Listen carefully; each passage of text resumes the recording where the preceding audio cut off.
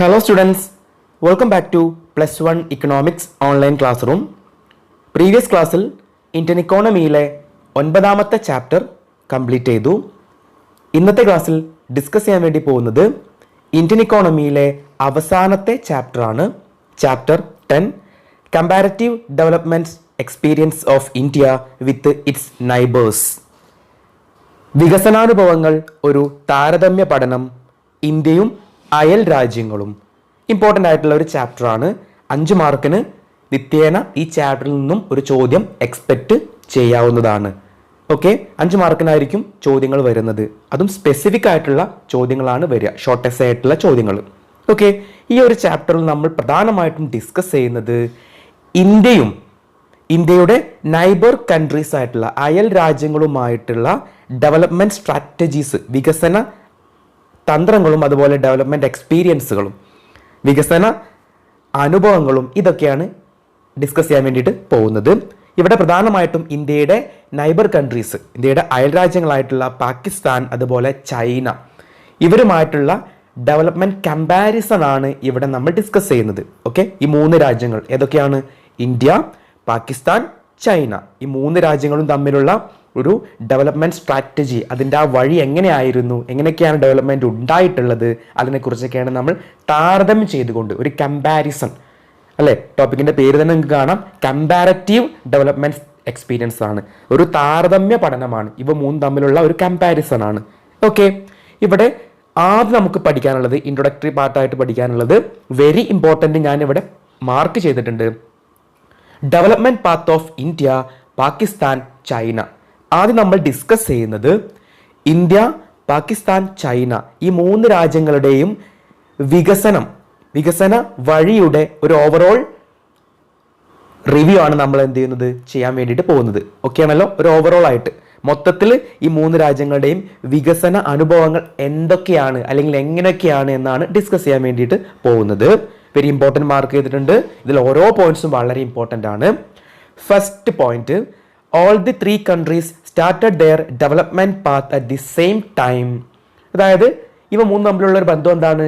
ഈ 3 രാജ്യങ്ങളും ഏതൊക്കെയാ? India, Pakistan, China. ഈ 3 രാജ്യങ്ങളും അവരുടെ ഡെവലപ്മെൻറ്റ് സ്റ്റാർട്ട് ചെയ്തിട്ടുള്ളത്, വികസനം തുടങ്ങുന്നത് ഒരേ സമയത്താണ്, അല്ലേ? ഈ 3 രാജ്യങ്ങളും വികസിക്കുന്നത് അല്ലെങ്കിൽ വികസനം തുടങ്ങുന്നത് ഒരേ സമയത്താണെന്നാണ് പറയുന്നത്. First point. അതിൽ തന്നെ India and Pakistan got independence in 1947 and people republic of China was established in 1949. പിന്നെന്താ പറയുന്നത്? ഇന്ത്യക്കും പാകിസ്ഥാനും 1947 സ്വാതന്ത്ര്യം ലഭിച്ചത്. എന്നാൽ പീപ്പിൾസ് റിപ്പബ്ലിക് ഓഫ് ചൈന, അല്ലെ, ചൈനയുടെ ഫുൾ നെയിം എന്താണ്? People's republic of China. ഇതിന് എസ്റ്റാബ്ലിഷ് ചെയ്തിട്ടുള്ളത് അല്ലെങ്കിൽ ഇൻഡിപെൻഡൻസ്, അല്ലെ, സ്വാതന്ത്ര്യം ലഭിച്ചത് അല്ലെങ്കിൽ എസ്റ്റാബ്ലിഷ് ആയിട്ടുള്ളത് 1949 അല്ലെ, 1949 ഇത് എസ്റ്റാബ്ലിഷ് ചെയ്തിട്ടുള്ളത്. Second point, all the 3 countries had started planning their development strategies in similar ways. എന്ന് പറഞ്ഞാൽ എന്താണ്? ഈ 3 രാജ്യങ്ങളും അവരുടെ വികസന തന്ത്രങ്ങൾ ആസൂത്രണം ചെയ്യുന്നത് ഒരേ വഴിയിലൂടെയാണ് അല്ലെങ്കിൽ ഒരുപോലെയാണ്. എന്താണ്? ഈ 3 രാജ്യങ്ങളും അവരുടെ വികസന തന്ത്രങ്ങൾ ആസൂത്രണം ചെയ്യുക അല്ലെങ്കിൽ പ്ലാൻ ചെയ്യുന്നത് ഒരേ വഴിയിലൂടെയാണ്, അല്ലെങ്കിൽ സിമിലർ വേ, ഒരേ രീതിയിലാണ്. India announced it's first 5-year plan in 1951, Pakistan announced in 1956 and China in 1953. പഞ്ചവത്സര പദ്ധതികളെ കുറിച്ച്, അല്ലേ, 5-year പ്ലാനുകളെ കുറിച്ച് നമ്മൾ ഡിസ്കസ് ചെയ്തിട്ടുണ്ടായിരുന്നു. ഇന്ത്യയിൽ 5-year പ്ലാനുകൾ, അല്ലെ, അല്ലെങ്കിൽ പ്ലാനിങ് ആരംഭിക്കുന്നത്, പഞ്ചവത്സര പദ്ധതി തുടങ്ങുന്നത് ഏത് വർഷമാണ്? 1951 1951. എന്നാൽ പാകിസ്ഥാനിൽ സ്റ്റാർട്ട് ചെയ്തിട്ടുള്ളത്, ഇത്തരം 5-year പ്ലാൻ സ്റ്റാർട്ട് ചെയ്തിട്ടുള്ളത് 1956 1956 എന്നാൽ ചൈനയിലോ 1953 ആയിരുന്നു. മൂന്നാമത്തെ point, India and Pakistan adopted similar strategies such as creating A large public sector and rising public expenditure on social development. അതായത് ഇന്ത്യയും പാകിസ്ഥാനും ഏകദേശം ഒരേ സ്ട്രാറ്റജീസ് എന്ന് വെച്ചാൽ ഒരേ തന്ത്രങ്ങൾ, വികസന തന്ത്രങ്ങളാണ് കൊണ്ടുവന്നിരുന്നത്, ഇന്ത്യയും പാകിസ്ഥാനും. എന്നാൽ ചൈന കുറച്ച് ഡിഫറെൻ്റ് ആയിരുന്നു. ഓക്കെ, ഇന്ത്യയും പാകിസ്ഥാനും ഒരേ സിമിലർ ആയിട്ടുള്ള സ്ട്രാറ്റജീസ്, തന്ത്രങ്ങളായിരുന്നു കൊണ്ടുവന്നിട്ടുണ്ടായിരുന്നത്. എന്തായിരുന്നു തന്ത്രങ്ങൾ? യെസ്, അതായത് large public sector and rising public expenditure on social development. Social development എന്ന് പറഞ്ഞാൽ യെസ്, സാമൂഹ്യ വികസനത്തിന് വേണ്ടിയിട്ട് ഇന്ത്യയും പാകിസ്ഥാനും ഒരുപാട് പബ്ലിക് എക്സ്പെൻഡിച്ചർ, പൊതു ചെലവുകൾ എന്ന് പറഞ്ഞാൽ എന്താ? ഗവൺമെന്റിന്റെ ചെലവുകൾ എന്നാണ്. പൊതു ചെലവ് എന്ന് പറഞ്ഞാൽ എന്താണ്? ഗവൺമെന്റിന്റെ ചെലവാണ്. Public expenditure is the expenditure of government. ഗവൺമെന്റിന്റെ ചെലവുകളാണെന്ത്? Public expenditure. അപ്പോൾ ഇന്ത്യയും പാകിസ്ഥാനും സാമൂഹിക വികസനത്തിന് വേണ്ടി ഇത്തരത്തിൽ ഒരുപാട് പൊതു ചെലവുകൾ വഹിച്ചു, അല്ലെ? ഒരുപാട് പൊതു ചെലവുകൾ, ഒരുപാട് ചെലവഴിച്ചു. ഇത്തരം എന്തിനു വേണ്ടിയിട്ടാണ്? സാമൂഹിക വികസനത്തിന് വേണ്ടിയിട്ട്.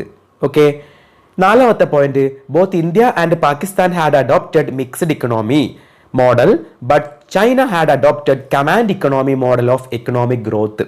അത് വളരെ ഇമ്പോർട്ടൻ്റ് ആയിട്ടുള്ള ഒരു പോയിന്റ് ആണ്. ഇന്ത്യയും പാകിസ്ഥാനും അഡോപ്റ്റ് ചെയ്തിട്ടുള്ളത് നമ്മൾ പഠിച്ചിട്ടുണ്ടായിരുന്നു, അല്ലെ? സാമ്പത്തിക സംവിധാനങ്ങൾ അല്ലെങ്കിൽ വിവിധ തരം സമ്പദ് വ്യവസ്ഥകളെ കുറിച്ച് പഠിച്ചിരുന്നു. 3 ഉണ്ടെന്ന് പറഞ്ഞിരുന്നു. ഇതൊക്കെയായിരുന്നു സോഷ്യലിസ്റ്റ് ഇക്കണോമി, ക്യാപിറ്റലിസ്റ്റ് ഇക്കണോമി, മുതലാളിത്ത സമ്പദ് വ്യവസ്ഥ, ദെൻ മിക്സ്ഡ് ഇക്കണോമി, മിശ്ര സമ്പദ് വ്യവസ്ഥ. ഇതിൽ ഇന്ത്യയും പാകിസ്ഥാനും മിക്സ്ഡ് ഇക്കണോമി മോഡൽ ആയിരുന്നു, അല്ലെ? മിശ്ര സമ്പദ് വ്യവസ്ഥയായിരുന്നു സ്വീകരിച്ചിരുന്നത്. എന്നാൽ ചൈന സ്വീകരിച്ചത് കമാൻഡ് ഇക്കണോമി. കമാൻഡ് ഇക്കണോമി എന്ന് പറഞ്ഞാൽ എന്താ? സോഷ്യലിസ്റ്റ് ഇക്കണോമിയുടെ മറ്റൊരു പേരാണ് കമാൻഡ് ഇക്കണോമി. ഓക്കെ ആണല്ലോ? അപ്പോൾ ഈ രാജ്യങ്ങൾ, ഇന്ത്യയും പാകിസ്ഥാനും മിക്സ്ഡ് ഇക്കണോമി ആയിരുന്നു, അല്ലെങ്കിൽ മിശ്ര സമ്പദ് വ്യവസ്ഥയായിരുന്നു അവരുടെ സാമ്പത്തിക വളർച്ചയ്ക്ക് വേണ്ടി തെരഞ്ഞെടുത്ത മാതൃക. എന്നാൽ ചൈനയോ കമാൻഡ് ഇക്കണോമി, അല്ലെ? കമാൻഡ് ഇക്കണോമി ആയിരുന്നു അവരുടെ സാമ്പത്തിക വളർച്ചയ്ക്ക് തെരഞ്ഞെടുത്ത രീതി എന്ന് പറഞ്ഞാൽ ഓർത്തു വെക്കണം. അപ്പോൾ കമാൻഡ് ഇക്കണോമി എന്ന് പറഞ്ഞാൽ എന്താണ്? യെസ്, സോഷ്യലിസ്റ്റ് ഇക്കണോമിയുടെ മറ്റൊരു പേരാണ് കമാൻഡ് ഇക്കണോമി എന്ന് പറഞ്ഞാൽ. അപ്പോൾ ഏറ്റവും വലിയ ഒരു സോഷ്യലിസ്റ്റ് രാജ്യമാണെന്ത്? ചൈന എന്ന് പറയുന്നത്. ക്ലിയർ ആണല്ലോ? 5ാമത്തെ point, till 1980s all the 3 countries had similar growth rate and per capita income. അത് ഇമ്പോർട്ടൻ്റ് ആണ്. 1980 വരെ എന്ന് വെച്ചാൽ 1980 കാലഘട്ടം വരെ ഈ 3 രാജ്യങ്ങളുടെയും ഗ്രോത്ത് റേറ്റ്, വളർച്ചാ നിരക്കും അതുപോലെ പെർ ക്യാപിറ്റ ഇൻകംസ്, ആളോഹരി വരുമാനവും ഒരേ രീതിയിലായിരുന്നു ഉണ്ടായിരുന്നത്. എന്ന് വെച്ചാൽ ഈ 3 രാജ്യങ്ങളുടെയും ഗ്രോത്ത് റേറ്റ്, വളർച്ചാ നിരക്കും അതുപോലെ പെർ ക്യാപിറ്റ ഇൻകംസ്, ആളോഹരി വരുമാനവും ഏകദേശം ഒരേപോലെ ആയിരുന്നു 1980 വരെ ഉണ്ടായിരുന്നത്. എന്ന് വെച്ചാൽ അതിനുശേഷം മാറ്റം സംഭവിച്ചിട്ടുണ്ട്. 3 രീതിയിലാണ് വന്നിട്ടുള്ളത്. 6ാമത്തെ പോയിന്റ് ആണ്, economic reforms were implemented in China in 1978 and in Pakistan in 1988 and in India in 1991. അതും ഇമ്പോർട്ടൻ്റ് ആണ്. ഇവിടെ എക്കണോമിക് റിഫോംസ് എന്ന് പറഞ്ഞാൽ എന്താ? സാമ്പത്തിക പരിഷ്കാരങ്ങൾ, അല്ലെ? ന്യൂ എക്കണോമിക് പോളിസി ഒക്കെ നമ്മൾ പഠിച്ചിട്ടുണ്ട്, അല്ലെ? NEP, പുതിയ സാമ്പത്തിക നയം അല്ലെങ്കിൽ പുത്തൻ സാമ്പത്തിക നയം, എക്കണോമിക് റിഫോംസ്. ഇന്ത്യയിൽ ഇത്തരത്തിൽ സാമ്പത്തിക പരിഷ്കാരങ്ങൾ വന്നിട്ടുള്ളത് 1991 എന്നാൽ ചൈനയിൽ 1978 എന്നാൽ പാകിസ്ഥാനിലോ 1988 ഈ വർഷം ഓർത്തു വെക്കണേ. ചൈനയിൽ 1978 ഇത്തരത്തിൽ ഇക്കണോമിക് റിഫോംസ് ഇംപ്ലിമെന്റ് ചെയ്തിട്ടുള്ളത് അല്ലെങ്കിൽ നടപ്പിലാക്കിയിട്ടുള്ളത്. എന്നാൽ പാകിസ്ഥാനിലോ 1988 ഇത്തരത്തിൽ സാമ്പത്തിക പരിഷ്കാരങ്ങൾ നടപ്പിലാക്കിയത്. അതുപോലെ ഇന്ത്യയിൽ 1991. അതിന് പറയുന്ന പേരെന്താ? യെസ്, ന്യൂ എക്കണോമിക് പോളിസി അല്ലെങ്കിൽ പുത്തൻ സാമ്പത്തിക നയം, NEP നമ്മൾ പഠിച്ചിട്ടുണ്ട് ഇന്ത്യൻ എക്കോണമിയിലെ 3ാമത്തെ ചാപ്റ്റർ ഡിസ്കസ് ചെയ്ത സമയത്ത്. ഓക്കെ, അപ്പോൾ ഇത്രയും 6 പോയിന്റ്സ് ആണ് overall development strategies of India, Pakistan and China. ഇനി നമ്മൾ ഈ 3 രാജ്യങ്ങളുടെയും ഡെവലപ്മെന്റ് സ്ട്രാറ്റജി ഓരോന്നായിട്ട് സെപ്പറേറ്റ് ആയിട്ട് എടുത്ത് ഡിസ്കസ് ചെയ്യാൻ വേണ്ടിയിട്ട് പോവാണ്. ഓക്കെ ആണല്ലോ? ഇപ്പൊ നമ്മൾ പറഞ്ഞത് എന്താണ്? ഓവറോൾ ഡെവലപ്മെന്റ് സ്ട്രാറ്റജീസ് ആണ്. ഓക്കെ, ഇനി നമ്മൾ ഇവരെ ഓരോരുത്തരെയായിട്ട് എടുത്ത് ഡിസ്കസ് ചെയ്യാൻ വേണ്ടിയിട്ട് പോവാണ്. ഓക്കെ, ആദ്യം നമ്മൾ ഡിസ്കസ് ചെയ്യുന്നത് ഡെവലപ്മെന്റ് സ്ട്രാറ്റജീസ് ഓഫ് ഇന്ത്യ, ഇന്ത്യയിലെ വികസന തന്ത്രങ്ങളെ കുറിച്ചാണ് ഡിസ്കസ് ചെയ്യാൻ വേണ്ടിയിട്ട് പോകുന്നത്. പോയിന്റുകളായിട്ടാണ് പഠിക്കാനുള്ളത്. First point, sound trade system, മെച്ചപ്പെട്ട വ്യാപാര സംവിധാനം. India was the country which had the history of closed trade. അതായത് നമുക്കറിയാം പണ്ട് കാലങ്ങളിൽ ഇന്ത്യ ക്ലോസ്ഡ് ട്രേഡ്, അല്ലെങ്കിൽ അടഞ്ഞ ഒരു സമ്പദ് വ്യവസ്ഥയായിരുന്നു, അടഞ്ഞ വ്യാപാരമായിരുന്നു. രണ്ട് തരം സമ്പദ് വ്യവസ്ഥകളുണ്ട്. തുറന്ന സമ്പദ് വ്യവസ്ഥയുണ്ട്, അതുപോലെ അടഞ്ഞ സമ്പദ് വ്യവസ്ഥയുണ്ട്. Open economy and closed economy. എന്താണ് ക്ലോസ്ഡ് ഇക്കണോമി എന്ന് പറഞ്ഞാൽ? മറ്റു രാജ്യങ്ങളുമായിട്ട് ഒരു വ്യാപാര ബന്ധവും അല്ലെങ്കിൽ ഒരു ട്രേഡ് റിലേഷനും ഇല്ലാത്ത സമ്പദ് വ്യവസ്ഥയാണ് അടഞ്ഞ സമ്പദ് വ്യവസ്ഥ എന്ന് പറഞ്ഞാൽ. ഫോർ എക്സാമ്പിൾ, ഇന്ത്യയിൽ മറ്റു രാജ്യങ്ങളുമായിട്ട് ഒരു വ്യാപാര ബന്ധവുമില്ല, കയറ്റുമതി ഇല്ല, ഇറക്കുമതി ഇല്ല, ഇതൊന്നും ഇല്ലെങ്കിൽ അത് ക്ലോസ്ഡ് ഇക്കണോമിയാണ്, അല്ലെങ്കിൽ അടഞ്ഞ സമ്പദ് വ്യവസ്ഥയാണ്.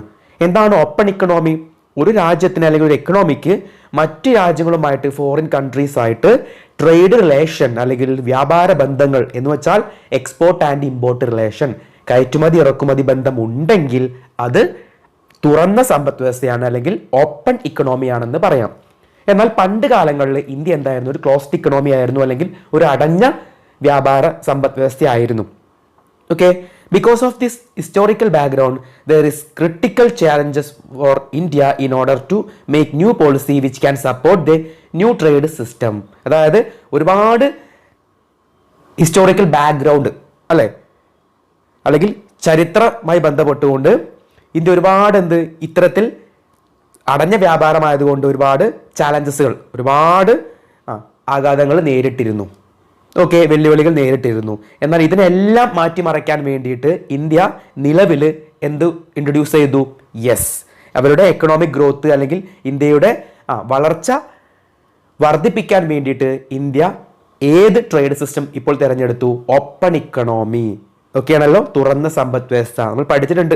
ഗ്ലോബലൈസേഷൻ, ആഗോളവൽക്കരണത്തിന്റെ ഭാഗമായിട്ട് ഇപ്പോൾ ലോകത്തിലെ എല്ലാ രാജ്യങ്ങളും എന്താണ്? യെസ്, ഓപ്പൺ ഇക്കണോമിയാണ്. എന്നാൽ ചില രാജ്യങ്ങളൊക്കെ എന്തുണ്ട്? ഇപ്പോഴും ക്ലോസ്ഡ് ആണ്, ചില സമയങ്ങളിൽ ക്ലോസ്ഡ് ആണ്. എന്നാൽ ഒട്ടുമിക്ക എല്ലാ രാജ്യങ്ങളും എന്താണ്?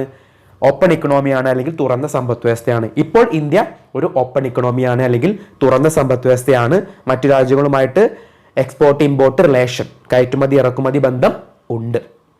ഓക്കെ, രണ്ടാമത്തെ പോയിന്റ്, റിഡക്ഷൻ ഇൻ പോവർട്ടി, ദാരിദ്ര്യത്തിലുണ്ടായ കുറവ്. India has adopted several poverty alleviation programs to reduce poverty in India. അതായത് നമ്മൾ പഠിച്ചിട്ടുണ്ടല്ലേ, 4ാമത്തെ ചാപ്റ്റർ ആയ പോവർട്ടി, ദാരിദ്ര്യത്തെ കുറിച്ച് പഠിച്ച സമയത്ത് ഇന്ത്യയിൽ പോവർട്ടി ആദ്യം വളരെ കൂടുതലായിരുന്നു, സഫർ ചെയ്യുന്നതിന്റെ എമൗണ്ട് വളരെ കൂടുതലായിരുന്നു. എന്ന് വെച്ചാൽ ഇപ്പോഴും അത് ഇല്ല എന്നല്ല, ബട്ട് അതിന്റെ അളവ് ഒരു പരിധി വരെ കുറയ്ക്കാൻ വേണ്ടി കഴിഞ്ഞിട്ടുണ്ട് ഇന്ത്യ ഗവൺമെന്റിന്. എങ്ങനെയാണത്? Through different poverty alleviation programmes were adopted or implemented. India ഇത്തരത്തിൽ ദാരിദ്ര്യം ഇല്ലാതാക്കാൻ അല്ലെങ്കിൽ കുറച്ചു കൊണ്ടുവരാൻ വേണ്ടിയിട്ട് ഒരുപാട് ദാരിദ്ര്യ നിർമ്മാർജ്ജന പരിപാടികൾ ആവിഷ്കരിച്ചിട്ടുണ്ട്. അതിനെക്കുറിച്ചെല്ലാം ഞാൻ നിങ്ങൾക്ക് പ്രീവിയസ് ക്ലാസ്സുകളിൽ നോട്ട് തന്നിട്ടുണ്ടായിരുന്നു അല്ലെ. ഇന്ത്യ കൊണ്ടുവന്നിട്ടുള്ള എന്തൊക്കെയാണ് ദാരിദ്ര്യ നിർമ്മാർജ്ജന പരിപാടികൾ ഏതൊക്കെയാണെന്ന് നോട്ട് തന്നിട്ടുണ്ടായിരുന്നു. നിങ്ങൾ പഠിച്ചു കാണുമെന്ന് കരുതുന്നു. This would help in increasing per capita income, rise in nutritional levels and reduction of poor in some states. ഇത്തരത്തിൽ ദാരിദ്ര്യ നിർമ്മാർജ്ജന പരിപാടികൾ അല്ലെങ്കിൽ poverty alleviation programmes or poverty eradication programmes അങ്ങനെയും പറയും. ഇത് കൊണ്ടുവന്നത് കൊണ്ട് പെർ ക്യാപിറ്റ ഇൻകം, ആളോഹരി വരുമാനം എന്ന് വെച്ചാൽ ആളുകളുടെ കയ്യിലുള്ള വരുമാനം, ഓരോ ആളുകളുടെയും വ്യക്തിഗത വരുമാനം എന്തായി? വർദ്ധിക്കാൻ കാരണമായി. അതുപോലെ റൈസ് ഇൻ ന്യൂട്രീഷണൽ ലെവൽസ്, ആളുകളുടെ പോഷകാഹാര കുറവ്, ആ പ്രശ്നം എന്ത് ചെയ്താൽ പറ്റി? പരിഹരിക്കാൻ വേണ്ടിയിട്ട് പറ്റി അല്ലെ. ന്യൂട്രീഷണൽ ലെവൽസ്, പോഷക മൂല്യം എന്തായി? വർദ്ധിച്ചു. അതുപോലെ reduction of poor in some state, അതായത് ദാരിദ്ര്യം അനുഭവിക്കുന്നവരുടെ എണ്ണം ചില സംസ്ഥാനങ്ങളിലൊക്കെ വളരെയേറെ കുറയ്ക്കാൻ വേണ്ടി സാധിച്ചിട്ടുണ്ട്. എന്നാൽ ഇന്ത്യയിൽ മുഴുവനായിട്ട് കുറയ്ക്കാൻ വേണ്ടി കഴിഞ്ഞു എന്ന് പറയുന്നില്ല. ചില സ്റ്റേറ്റുകളിലൊക്കെ ഇപ്പോഴും എന്ത് ചെയ്യുന്നുണ്ട്? പോവർട്ടി എക്സിസ്റ്റ് ചെയ്യുന്നുണ്ട്. ഓക്കെ, മൂന്നാമത്തെ പോയിന്റ് ആണ് റൂറൽ ഡെവലപ്മെന്റ്, ഗ്രാമീണ വികസനം.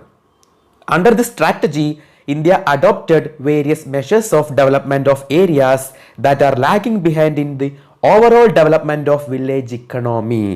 എന്ന് വെച്ചാൽ റൂറൽ ഡെവലപ്മെന്റ് എന്ന് പറഞ്ഞാൽ എന്താ? ഗ്രാമീണ വികസനം. നമ്മൾ പഠിച്ചിട്ടുണ്ട്.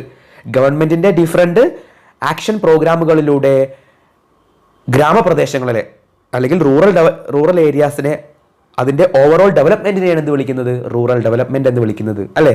ഗവൺമെന്റിന്റെ വിവിധ കർമ്മ പരിപാടികളിലൂടെ അല്ലെങ്കിൽ പുറകോട്ട് നിൽക്കുന്ന പ്രദേശങ്ങളെ മുന്നോട്ട് കൊണ്ടുവരാനുള്ള പദ്ധതികളാണ് റൂറൽ ഡെവലപ്മെന്റ് എന്ന് പറയുന്നത്. അതിന്റെ പ്രധാന ലക്ഷ്യം അതായിരുന്നു അല്ലെ.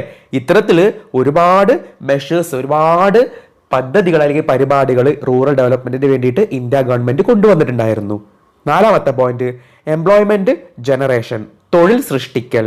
Several economic reforms were initiated to generate employment in the country and their aim to provide gainful self employment and skilled wage employment opportunities. അതായത് ഇക്കണോമിക് റിഫോംസ്, സാമ്പത്തിക പരിഷ്കാരങ്ങളുടെ ഭാഗമായിട്ട് ഇന്ത്യ ഒരുപാട് തൊഴിലവസരങ്ങൾ ഇന്ത്യയിൽ സൃഷ്ടിച്ചിട്ടുണ്ട് അല്ലെ. ഇന്ത്യയിൽ ഒരുപാട് തൊഴിലവസരങ്ങൾ സൃഷ്ടിച്ചു. എന്തിന്റെ ഭാഗമായിട്ട്? As A part of economic reforms implemented in 1991, 1991 ഇന്ത്യയിൽ നടപ്പിലാക്കിയ പുതിയ സാമ്പത്തിക നയം അല്ലെങ്കിൽ സാമ്പത്തിക പരിഷ്കാരങ്ങളുടെ ഭാഗമായിട്ട് ഒരുപാട് തൊഴിലവസരങ്ങൾ ഇന്ത്യയിൽ സൃഷ്ടിക്കപ്പെട്ടു. ഇതിന്റെ എല്ലാം എയിം, ഇത്തരത്തിലുള്ള പദ്ധതികളുടെ എല്ലാം ലക്ഷ്യം എന്തായിരുന്നു? പ്രൊവൈഡ് ഗെയിൻഫുൾ സെൽഫ് എംപ്ലോയ്മെന്റ് അല്ലെ. അതായത് ആളുകൾക്ക് നല്ലതായിട്ടുള്ള അല്ലെങ്കിൽ ഗുണം ചെയ്യുന്ന ഗുണകരമായിട്ടുള്ള സെൽഫ് എംപ്ലോയ്മെന്റ്, സ്വയം തൊഴിൽ ഉണ്ടാക്കിയെടുക്കുക. അതുപോലെ സ്കിൽഡ് വേജ് എംപ്ലോയ്മെന്റ് ഓപ്പർച്യൂണിറ്റീസ്. അതായത് എന്ന് പറയുന്നു വേജ് എംപ്ലോയ്മെന്റ് പ്രോഗ്രാം എന്ന് പറഞ്ഞാൽ എന്താ? യെസ്, കൂലിത്തൊഴിൽ അവസരങ്ങളും സൃഷ്ടിക്കുക. അപ്പൊ എന്തായിരുന്നു ലക്ഷ്യം? ഗെയിൻഫുൾ സെൽഫ് എംപ്ലോയ്മെന്റ്, ഗുണകരമായിട്ടുള്ള സ്വയം തൊഴിലും അതുപോലെ വേജ് എംപ്ലോയ്മെന്റ്, കൂലിത്തൊഴിൽ അവസരങ്ങളും ഒരുക്കുക എന്നായിരുന്നു ലക്ഷ്യം, ഇതിലൂടെ ലക്ഷ്യം വെച്ചിരുന്നത്. അപ്പോൾ ഈ 4 പോയിന്റ്സ് ആണ് ഡെവലപ്മെന്റ് സ്ട്രാറ്റജീസ് ഓഫ് ഇന്ത്യയുടെ വികസന തന്ത്രങ്ങളാണ് ഡിസ്കസ് ചെയ്തിട്ടുള്ളത്. വളരെ സിമ്പിൾ ആയിട്ട് ഷോർട്ടായിട്ടാണ് പറഞ്ഞിട്ടുള്ളത്. പോയിന്റ്സ് വൈസ് ആയിട്ട് കൊടുത്തിട്ടുണ്ട്, കൃത്യമായിട്ട് പഠിക്കാം. അടുത്തതായിട്ട് നമ്മൾ വെരി ഇമ്പോർട്ടൻറ്റ് മാർക്ക് ചെയ്തിട്ടുള്ള ഒരു ഭാഗമാണ് ഡെവലപ്മെന്റ് സ്ട്രാറ്റജീസ് ഓഫ് ചൈന. ഇനി നമ്മൾ പഠിക്കുന്നത് ചൈനയുടെ വികസന തന്ത്രങ്ങളാണ്. എന്നാൽ ഈ ചാപ്റ്ററിൽ നിന്നും 1 വേർഡ് എക്സ്പെക്ട് ചെയ്യാവുന്ന ഭാഗമാണ് ഇത്. 3 രാജ്യങ്ങളെ കുറിച്ച് നമ്മൾ പഠിക്കുന്നുണ്ട്. അതിൽ ചൈനയെ കുറിച്ച് ഇങ്ങനെ എസ്സേ ആയിട്ടും ചോദിക്കാം, അതുപോലെ ഫില്ലിംഗ് ദ ബ്ലാങ്ക് ആയിട്ടും, അതുപോലെ മാച്ച് ദ ഫോളോവിംഗ് ആയിട്ടും ചേരുംപടി ചേർക്കാനും ചോദിക്കാറുണ്ട്. അപ്പോൾ ഡെവലപ്മെന്റ് സ്ട്രാറ്റജീസ് ഓഫ് ചൈനയുടെ വികസന തന്ത്രങ്ങൾ വളരെ ഇമ്പോർട്ടൻ്റ് ആണ്. ഓരോ പോയിന്റും കൃത്യമായിട്ട് ഓർത്ത് വെച്ച് പഠിച്ചിരിക്കണം. ഓക്കെ ആണല്ലോ? വെരി ഇമ്പോർട്ടൻറ്റ് മാർക്ക് ചെയ്തിട്ടുണ്ട്. ഫസ്റ്റ് ഡെവലപ്മെന്റ് സ്ട്രാറ്റജി അല്ലെങ്കിൽ വികസന തന്ത്രമായിരുന്നു ജയന്റ് ലീപ്പ് ഫോർവേഡ്. മറ്റൊരു പേരാണ് ഗ്രേറ്റ് ലീപ്പ് ഫോർവേഡ്. നിങ്ങളുടെ ടെക്സ്റ്റ് ബുക്കിൽ അങ്ങനെ ആയിരിക്കും കേട്ടോ, ഓർത്തു വെക്കണം. ഗ്രേറ്റ് ലീപ്പ് ഫോർവേഡ് എന്ന് വെച്ചാൽ GLF എന്നാണ് പറയാ കേട്ടോ. ഷോർട്ടായിട്ട് അങ്ങനെ പറയും. GLF എന്നാണ് എക്സാമിന് ചോദിക്കുക. ചിലപ്പോൾ അതിന്റെ ഫുൾ ആയിട്ടും ചോദിക്കാറുണ്ട്. Okay, great leap forward. കുതിച്ചുചാട്ട പരിപാടി എന്നാണ് അതിന്റെ മലയാളം പറയുന്നത്. കുതിച്ചുചാട്ട പരിപാടി. This campaign was started in 1958 aimed at industrializing the country on a massive scale. ഇത് ചൈനയിൽ നടന്നിട്ടുള്ള ഒരു കമ്പാനിയൻ, ഒരു പരിപാടിയായിരുന്നു. 1958 ഇത് നടന്നിട്ടുണ്ടായിരുന്നത്. ഇതിന്റെ ലക്ഷ്യം എന്തായിരുന്നു? അല്ലെങ്കിൽ കുതിച്ചുചാട്ട പരിപാടിയുടെ ഗ്രേറ്റ് ലീപ്പ് ഫോർവേഡ് എന്ന ഈ ഒരു പ്രോഗ്രാമിന്റെ ലക്ഷ്യം എന്തായിരുന്നു? യെസ്, ചൈനയെ ഇൻഡസ്ട്രിയലൈസ് ചെയ്യുക, ചൈന എന്ന രാജ്യത്തെ മുഴുവനായിട്ട് വ്യവസായവൽക്കരിക്കുക എന്ന ലക്ഷ്യത്തോടെയാണ് ഈ ഒരു പരിപാടി 1958 വന്നിട്ടുണ്ടായിരുന്നത്. Peoples were encouraged to set up massive industries in their backyard. ഈ ഒരു പരിപാടി വന്നതിന്റെ ഭാഗമായിട്ട്, അതിന്റെ ഒരു അനന്തരഫലമായിട്ട്, ആഫ്റ്റർ ഇഫക്റ്റ് ആയിട്ട് ചൈനയിലെ ജനങ്ങൾ ഒരുപാട് എൻകറേജ്ഡ് ആയിട്ടുണ്ട്. ഒരുപാട് എന്ത് ചെയ്തിട്ടുണ്ട്? ഇത്തരത്തിൽ പ്രോത്സാഹിപ്പിക്കപ്പെട്ടു. എന്തിനു വേണ്ടിയിട്ട്? അവരുടെ ബാക്ക്യാർഡ്സുകൾ, അവരുടെ വീടിന്റെ പിൻവശത്തായിട്ടും അതുപോലെ അതിന്റെ ചുറ്റുവശത്തായിട്ടും ഇത്തരത്തിൽ വ്യവസായങ്ങൾ തുടങ്ങാൻ വേണ്ടി അവരെ പ്രേരിപ്പിച്ചു. ഓക്കെ ആണല്ലോ? അപ്പോൾ ഈ ഒരു പരിപാടി വളരെ ഇമ്പോർട്ടൻ്റ് ആണ്. കാരണം ഈ ഒരു പ്രോഗ്രാം എന്ത് ചെയ്തിട്ടുണ്ട്? ചൈനയിലെ ജനങ്ങളെ ഒരുപാട് മോട്ടിവേറ്റ് ചെയ്തിട്ടുണ്ട്, അല്ലെങ്കിൽ എൻകറേജ് ചെയ്തിട്ടുണ്ട്. ഇത്തരത്തിൽ ഇൻഡസ്ട്രീസ് അല്ലെ, വ്യവസായങ്ങൾ അവരുടെ ബാക്ക് യാർഡുകളിൽ, അവരുടെ പിൻവശത്തും അതുപോലെ ചുറ്റുവട്ടത്തുള്ള സ്ഥലങ്ങളിലൊക്കെ സ്റ്റാർട്ട് ചെയ്യാൻ അവരെ എൻകറേജ് ചെയ്തിട്ടുണ്ട്. രണ്ടാമത്തെ പോയിന്റ് ആണ്, ഓർത്തു വെക്കണേ. അപ്പോൾ ഫസ്റ്റ് പോയിന്റ് ഇങ്ങനെ ചോദിക്കും, മാച്ച് ദ ഫോളോവിംഗിൽ. ഗ്രേറ്റ് ലീപ്പ് ഫോർവേഡ് എ കോളത്തിൽ അത് കൊടുക്കും, ബി കോളത്തിൽ എന്തായിരിക്കും വരിക? ചൈനയുമായി ബന്ധപ്പെട്ടതാണ് ഗ്രേറ്റ് ലീപ്പ് ഫോർവേഡ് അല്ലെങ്കിൽ കുതിച്ചുചാട്ട പരിപാടി. അങ്ങനെയൊക്കെ ചോദിക്കും കേട്ടോ. രണ്ടാമത്തെ പോയിന്റ് ആണ് great proletarian cultural revolution 1966 to 1976. മഹത്തായ പ്ലോറിറ്റേറിയൻ സാംസ്കാരിക വിപ്ലവം, അതിന്റെ മലയാളമാണ് കേട്ടോ. ഗ്രേറ്റ് പ്ലോറിറ്റേറിയൻ കൾച്ചറൽ റവല്യൂഷൻ, മഹത്തായ പ്ലോറിറ്റേറിയൻ സാംസ്കാരിക വിപ്ലവം. ഈ ഒരു വിപ്ലവം നടന്നത് ചൈനയിലാണ്. ഏത് വർഷമായിരുന്നു നടന്നിരുന്നത്? 1966 മുതൽ 1976 വരെ നടന്നിട്ടുള്ള ഒരു റവല്യൂഷൻ ആയിരുന്നു, അല്ലെങ്കിൽ ഒരു സാംസ്കാരിക വിപ്ലവമായിരുന്നു ഇത്. In 1965, Mao Zedong started a cultural revolution on a large scale. ഓർത്തു വെക്കണം, ആ ഒരു പേര് ഓർത്തു വെക്കണം. 1965 അക്കാലത്തെ ചൈനയിലെ ഒരു നേതൃത്വം വഹിച്ചിരുന്ന ആളായിരുന്നു മാവോ സേതുങ്. ഓക്കെ ആണല്ലോ, Mao Zedong started cultural revolution on large scale. അദ്ദേഹം ഒരു സാംസ്കാരിക വിപ്ലവത്തിന് നേതൃത്വം നൽകി. ഓക്കെ ആണല്ലോ, അപ്പോൾ ഓർത്തു വെക്കുക, 1965 ആരായിരുന്നു? Mao Zedong. ഓക്കെ, അദ്ദേഹമാണ് ഇത്തരത്തിലൊരു കൾച്ചറൽ റവല്യൂഷൻ ലാർജ് സ്കെയിലിൽ ഒരു വലിയ പ്രക്ഷോഭമാക്കിയിട്ട് കൊണ്ടുവന്നിട്ടുണ്ടായിരുന്നത്. In this revolution students and professionals were sent to work and learn from the countryside. ഈ ഒരു റവല്യൂഷനിൽ, ഇത്തരത്തിലുള്ള ഒരു വിപ്ലവത്തിൽ ഒരുപാട് വിദ്യാർത്ഥികളും അതുപോലെ പ്രൊഫഷണൽസ്, ഒരുപാട് ജോലിക്കാരും ഇതിൽ വർക്ക് ചെയ്തു. ഈ ഒരു റവല്യൂഷനിൽ എന്ത് ചെയ്തു? പങ്കെടുത്തു. ഓർത്തു വയ്ക്കുക. ഓക്കെ ആണല്ലോ, ജസ്റ്റ് പോയിന്റ് മാത്രമേ കൊടുത്തിട്ടുള്ളൂ. വൺ വേർഡ് എക്സ്പെക്ട് ചെയ്യേണ്ട ഒരു ചോദ്യമാണ്. ഗ്രേറ്റ് പ്ലോററ്റേറിയൻ കൾച്ചറൽ റവല്യൂഷൻ ആരുമായി ബന്ധപ്പെട്ടതാ? ചൈനയായിട്ട്. ഓക്കെ ആണല്ലോ, അതുപോലെ ഇങ്ങനെയും ചോദിക്കാം, മാവോ സേതുങ് ഏത് രാജ്യമായി ബന്ധപ്പെട്ടതാ?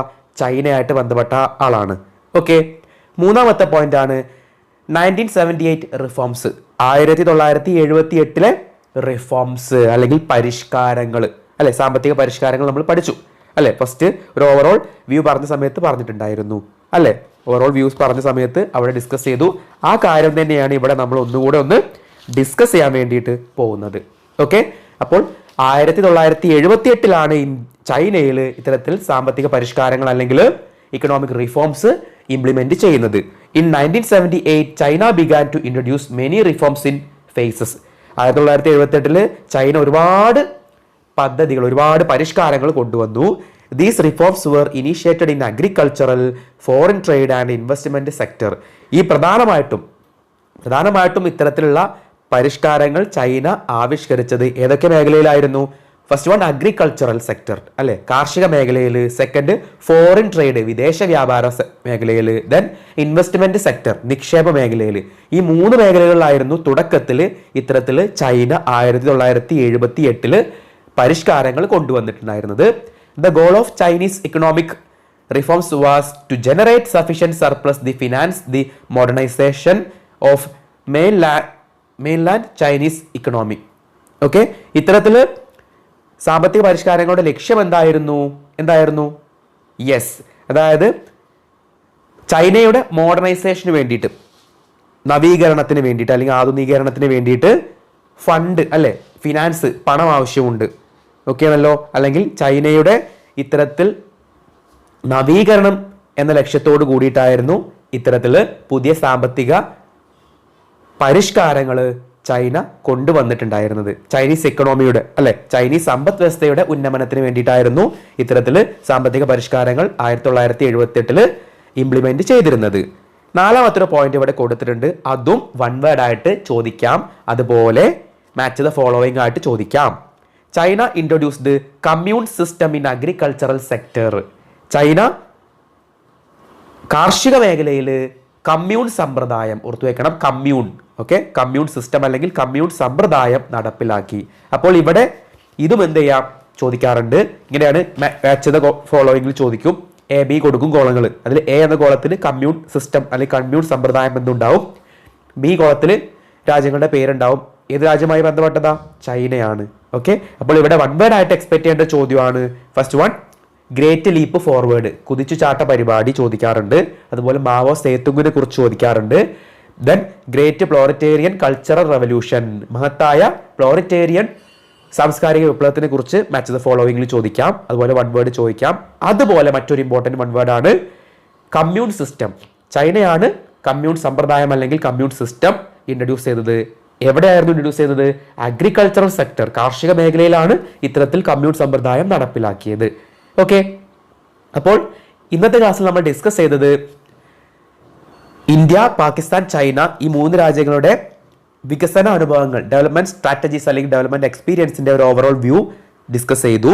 ദെൻ അതിൽ തന്നെ ഡെവലപ്മെന്റ് സ്ട്രാറ്റജീസ് ഓഫ് ഇന്ത്യ, ഇന്ത്യയുടെ വികസന തന്ത്രങ്ങളും, അതുപോലെ ഡെവലപ്മെന്റ് സ്ട്രാറ്റജീസ് ഓഫ് ചൈന, ചൈനയുടെ വികസന തന്ത്രങ്ങളും പ്രത്യേകം എടുത്ത് ഡിസ്കസ് ചെയ്തു. വളരെ ഇമ്പോർട്ടൻ്റ് ആണ്. അതിൽ ഏറ്റവും ഇമ്പോർട്ടൻ്റ് ആണ് ഡെവലപ്മെന്റ് സ്ട്രാറ്റജീസ് ഓഫ് ചൈന.